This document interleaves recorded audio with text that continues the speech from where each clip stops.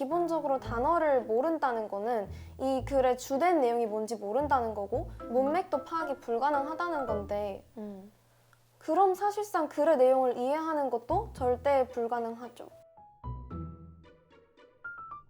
초등학교 때 막 1, 2학년 혹은 3학년 때 문법 공부를 하는 거에 대해서는 어떻게 생각해? 잘 책을 읽지 못하는 상태에서. 사실 그건 아무 의미가 없죠. 좀 극단적으로 말하면 아무 의미가 없다고 생각해요. 그리고 제가 그 친구들이 푸는 시험지를 봤는데 총 20문항으로 되어 있는데 여기서 명사가 몇 개인지 찾아라. 혹은 여기서 부사가 들어가야 될 자리가 뭐냐? 이런 식으로 이제 용법을 물어보니까 사실 이건 영어가 아니고 영문법이라는 학문이거든요. 그래서 초등학교 2, 3학년, 1, 2학년 친구들이 영어 문법만 배운다는 것은 영어에 대한 어떤 거부감만 키울 수도 있고 영어가 뭔지를 제대로 이해하지 못해서 오히려 시간을 낭비하게 되는 지름길이라고 저는 생각을 해요.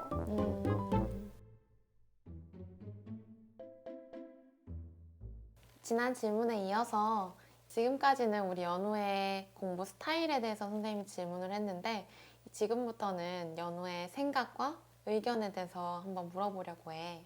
많은 분들이 원서 읽기만 하면 스피킹도 놓치고 라이팅도 놓치지 않냐 걱정을 하시는 분들이 굉장히 많아. 근데 선생님은 의견이 조금 다르고 우리 연우의 의견은 어떤지 한번 얘기해주면 좋을 것 같아. 사실 스피킹은 놓치실 수 있다고 충분히 오해를 할 수 있다고 생각하는데 라이팅 같은 경우에는 영어 원서 읽기만큼 좋은 방법이 없는 것 같아요. 좋은 글을 쓰려면 좋은 글을 많이 읽는 게 우선이다라는 말이 있잖아요. 그만큼 정말 체계적으로 구성된 책이라는 아주 좋은 수단을 많이 읽으면 자연스럽게 글을 쓸 수 있는 것도 정말 당연한 능력이 되는 것 같아요. 실제로 영어 학원에서 처음에는 저희가 이제 단어를 찾은 예문을 필사하는 방법으로 영어 공부를 하잖아요. 그리고 어느 정도 수준이 올라오면 그때부터 책의 내용을 서머라이징 하기 시작하는데 제가 처음에 서머라이징 했던 게 지금은 잘 기억이 안 나지만 전혀 어렵지 않게 영어로 글을 쓸 수 있었던 것 같아요. 그리고 그게 지금 생각해보면 되게 놀라운 것 같아요. 왜냐면 친구들은 영어 학원에서 특히 외고나 국제고 입시를 하는 친구들은 영어 라이팅 수업을 따로 받아요. 그래서 영어 문장을 쓸 땐 어떻게 써야 하는지 앞문장과 뒷문장이 이어지려면 어떤 문법적 기능을 써야 하는지 등을 일일이 배우는데 저는 영어 원서를 읽기를 통해서만 공부를 했지만 그런 걸 하나도 배우지 않더라도 그냥 바로 영어로 글을 쓸 수 있었던 게 저는 지금 되게 신기한 것 같아요. 그리고 스피킹에 대해서 얘기를 해보자면 영어 책을 그냥 눈으로 읽는 것은 물론 스피킹에 도움이 잘 안 되겠죠. 근데 저희는 영어 책을 읽으면서 CD로 들었잖아요. 그 CD로 들은 부분이 굉장히 큰 메리트가 됐다고 생각해요.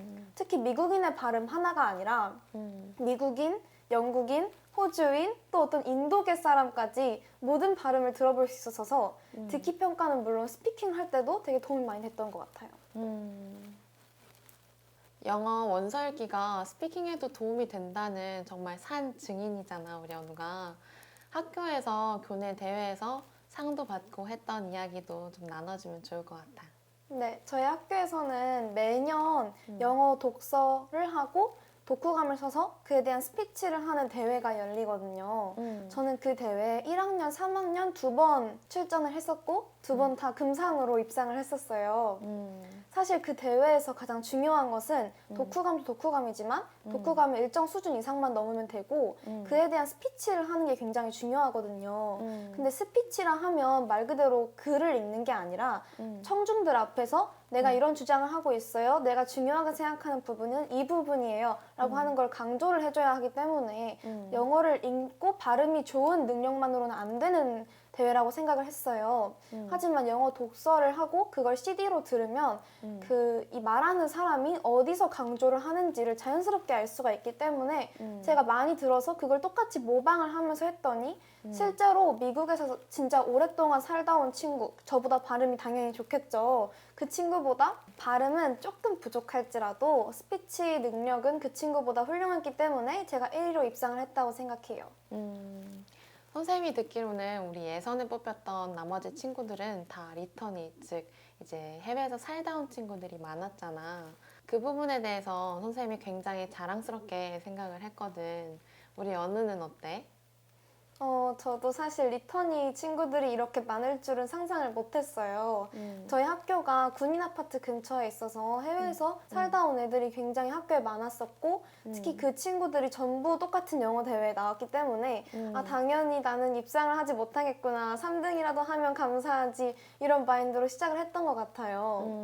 근데 실제로 대회에 나가서 보니까 리턴이 즉 해외에서 살다 온 게 중요한 게 아니라 한국에서 공부를 하더라도 영어 스피킹 능력은 충분히 기를 수 있고 누구에게나 그 희망과 길은 열려 있다라는 생각을 하게 됐어요. 단 영어 독서로 공부를 하는 한에서만.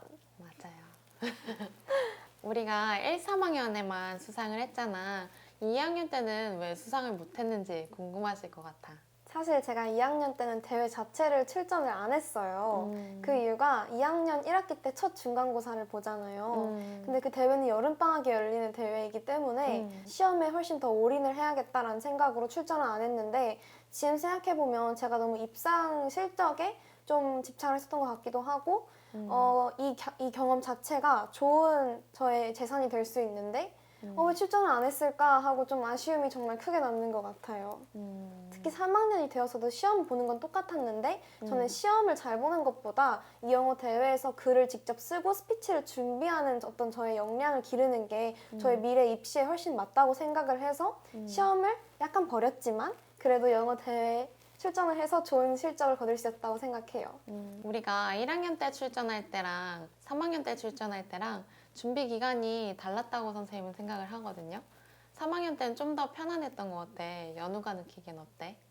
사실 준비 기간으로 따지자면 1학년 때가 훨씬 길었어요. 1학년 때는 거의 방학의 반을 사용해서 글을 썼고 책을 읽었습니다.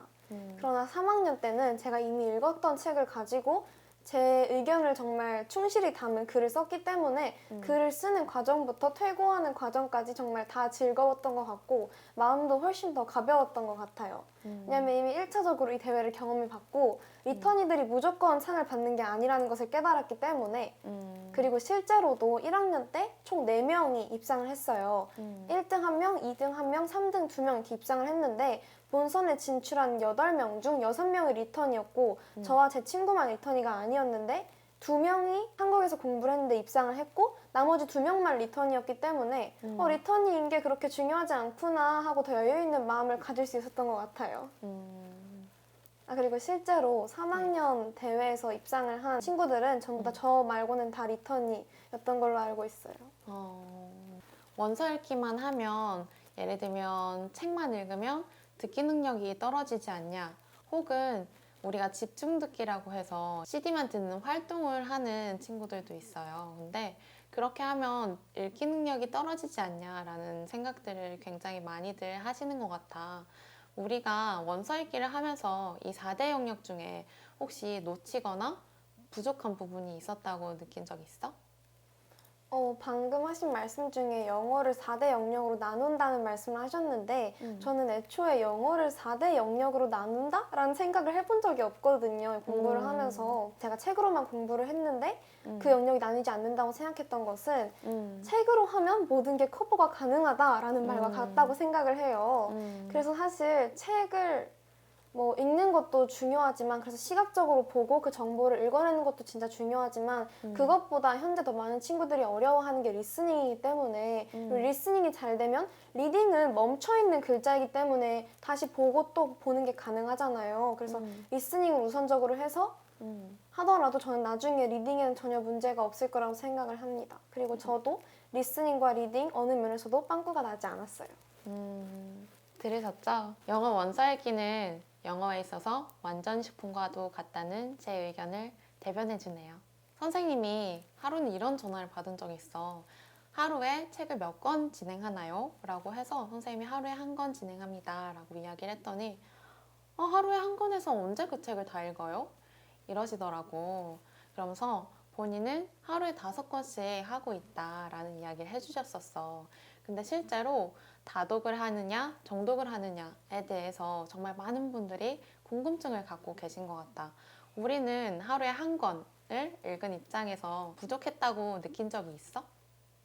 저는 하루에 1권이 딱 적당하다는 생각을 영어 공부를 하면서도 쭉 했었던 것 같아요. 왜냐면 책을 읽는다는 것은 결국 그 목적이 내용을 이해하는 것인데 내용을 이해를 하려면 그 책을 한 번 가볍게 읽어서는 절대 안 되거든요. 물론 이거는 저의 성향이고 저의 특징이지만 제가 조금 좌뇌적인 인간이어서 한 문장을 이해하지 못하면 그 다음 문장으로 못 넘어가는 경우가 많아요. 근데 이건 아이 성향에 따라 다르겠지만 다독을 했을 시에 저 같은 친구들은 이제 아 정말 이 이해도 가지 않는 내용을 왜 무의미하게 5번씩이나 읽어야 하지?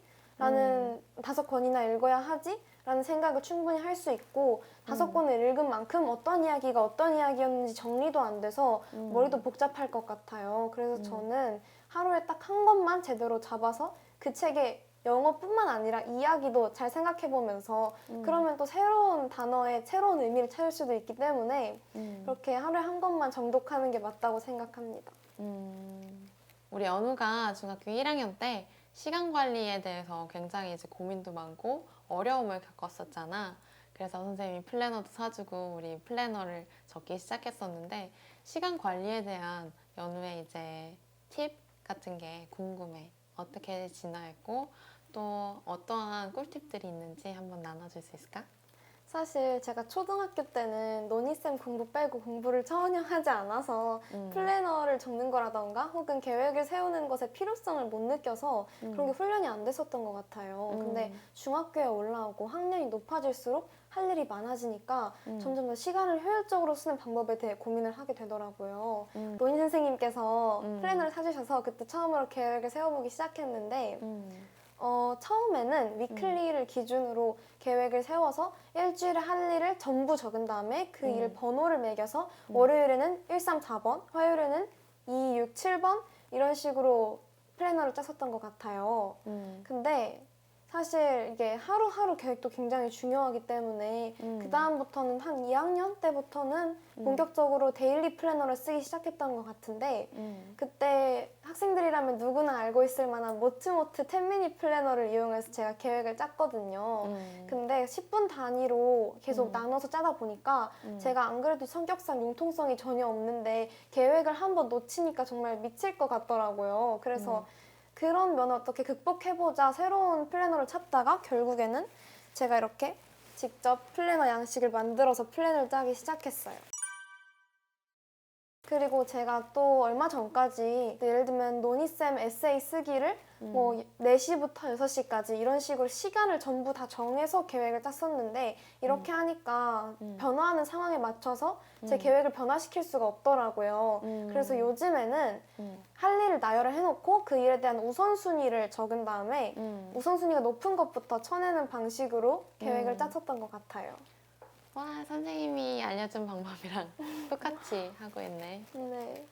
우리 이 영상을 보고 있는 영어 공부를 하고 있는 친구들 혹은 해야 하는 친구들, 이제 우리 연우에게는 동생들이 되겠죠? 그러면 그 동생들에게 영어에 대해서 어떠한 조언을 해줄지 궁금해. 사실 저는 영어는 자신감이라고 생각하거든요. 그래서 옆에 아무리 어떤 친구가 학원을 몇 년 동안 다녀서 뭐 글을 이 정도 쓸 줄 알고 영어 유치원을 나왔다고 해도 전혀 꿀리지 않았으면 좋겠어요. 왜냐면 저도 처음에는 조금 저 친구가 나보다 영어를 잘하려나 하는 생각을 했었는데 결국 아닐 수도 있고 아니기 때문에 지금부터 영어 원서로 공부를 시작해도 그 친구들보다 절대로 늦지 않게 따라잡을 수 있을 거라는 걸 저는 확신을 드리고요. 그다음에 영어는 싫어하지 않는 게 가장 우선이라고 생각해요. 지금까지 좀 어색한 공부 방법으로 공부를 해왔던 친구들이라든지 한 번도 공부를 안 해본 친구들은 영어가 싫고 막막할 수 있는데 영어를 공부한다고 생각하지 말고 진짜 말 그대로 이 내용을 이해하거나 책을 읽는다 는 식으로 생각을 하고 공부를 하게 된다면 거부감을 좀 줄일 수 있을 것 같다는 생각이 들어요. 근데 결론적으로 영어는 거부감을 없애는 게 가장 우선이기 때문에 본인이 원할 때 하는 게 가장 중요하다고 생각해요. 본인이 하고 싶을 때 해야 공부도 효과가 있겠죠. 네, 맞습니다. 그런데 노니쌤 구독자분들도 그러시고 주변에 많은 학부모님들이 혹시 너무 늦었나? 라는 걱정들을 하시는 분들이 많이 계신 것 같다. 우리 연우의 이야기를 조금 들려주면 좋을 것 같아. 네. 이 영상을 보시는 모든 분들께 말씀을 드리자면 지금 여러분의 나이가 몇 살이든 자녀의 나이가 몇 살이든 전혀 늦지 않았다는 점을 저는 강조해서 말씀을 드리고 싶습니다. 사실 저도 초등학교 3학년 여름방학 때부터 영어 공부를 시작했었기 때문에 저희 엄마도 굉장히 불안해 하셨다고 지금 얘기를 해주세요. 물론 그때는 저에게 얘기를 해주지 않으셨지만. 근데 요즘은 워낙 영어 조기교육 열풍이 심해서 막 3살 때부터 알파벳을 가르친다고들 해요. 근데 제가 방금 말씀드렸듯이 영어는 거부를 하지 않는 게 가장 중요하기 때문에 학부모님들께서도 아이가 영어에 대한 거부감이 없어질 때까지 영어 공부의 필요성을 느낀다고 할 때까지 기다려주시는 게 제일 중요하다고 생각해요. 저는 영어 공부뿐만 아니라 모든 공부를 통틀어서 요즘 학생들의 최대 문제점은 능동적으로 공부를 하지 않는 거라고 생각해요. 근데 본인이 의지가 생기고 능동적으로 공부를 해야 훨씬 더 공부 효율을 잘 낼 수 있는 거거든요.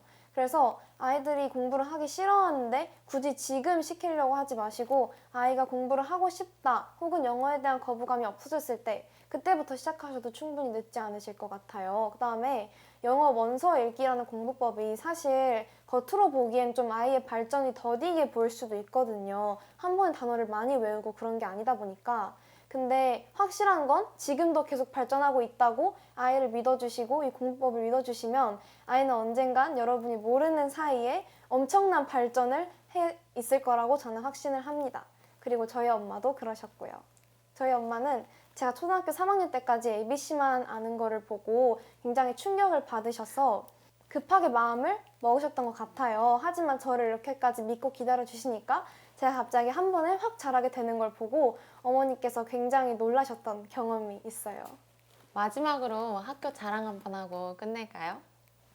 네, 저희 서울국제고등학교는 외국어만을 공부하는 것이 아닌 외국어는 기본으로 외국어를 통해 국제사회에 대한 전반적인 이해를 갖추기 위해 만들어진 학교입니다. 그리고 제가 지금 입고 있는 야구 잠바 보이시죠? 이게 저희 서울국제고등학교의 교복 트레이드 마크인데 여기 지금 오른쪽 팔에는 서울국제고등학교 써있고 왼쪽에는 기수가 써있고 여기 앞에는 S가 딱 붙어있어요. 이건 약간 농담이긴 한데 딱 여기 앞에까지만 보면은 서울대 과잠이랑 다를 게 없거든요. 그만큼 저희 학교가 훌륭한 학교라는 걸 말씀드리고 싶고 교복도 굉장히 예쁘고 기숙사 학교이기 때문에 여러분이 시간 관리를 하는 것도 굉장히 많이 도움이 되실 거예요. 국제사회나 어떤 사회의 어떤 현상을 주로 공부를 하기 때문에 미래의 여러분의 진로를 정하기에도 훨씬 더 좋은 학교가 될 거라고 생각을 합니다.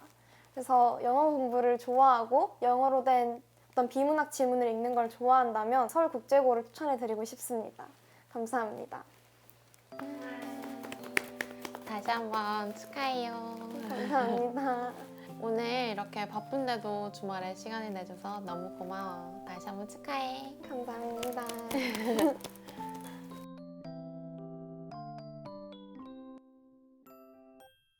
저한테 노니쌤은 단순히 영어 선생님이 아니라 어떤 저의 인생의 모델이 되신 분과 같거든요. 사실 8년이라는 시간은 제 인생에서 2분의 1이라는 정말 큰 시간이에요.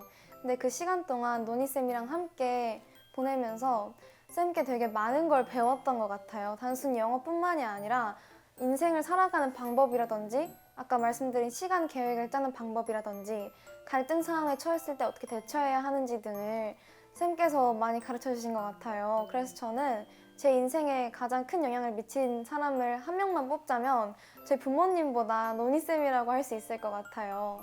그래서 쌤께 정말 감사드리고 제가 8년 동안 매번 잘했던 게 아니에요. 저도 사람이다 보니까 시간이 없다는 핑계로 숙제를 안 해올 때도 종종 있었고 그럴 때마다 쌤께서 믿고 기다려주셨기 때문에 저를 포기하지 않으셨기 때문에 제가 이 자리까지 올 수 있었던 것 같아요. 그래서 저를 이렇게 만드는데 한 95% 정도 기여해주신 노니쌤께 정말 8년간 감사했고 앞으로도 쭉 감사할 것이라는 말씀을 드리고 싶어요. 일단은 어떤 사람이든 나이가 어떻든 뭐 공부 방법이 어떻든 저는 영어 원서 읽기는 정말 기본적으로 추천을 하고요. 제가 나중에 미래에 결혼을 해서 아이가 생기고 그 아이에게 영어 공부를 시킨다 하더라도 저는 아이가 원할 때 언제든지 영어 원서로 정말 기초부터 시작하게 할 의향이 있습니다. 왜냐면 사실 영어 원서는 영어의 정말 완전체라고 불릴 만큼 스피킹, 리스닝, 라이팅, 리딩 이 4가지 영역을 빠짐없이 한 번에 공부를 할 수 있는 방법이기 때문에 가장 효율적이면서도 가장 효과적인 방법이라고 얘기를 할 수 있을 것 같아요. to my dear teacher. I really appreciate you for not giving up me until now because I made you feel sad and you were disappointed at me so many times, but you didn't give me up, so I could come here and sitting in front of the camera right now. So you're my role model, and you're also you're also my second mother. I loved you in the last 8 years, and I'm gonna love you until I die. So if we finish our class, because I go to the high school, but I want to still contact with you because you will be my role model in the future. So what I want to say is just thank you so much to teach me. So yeah.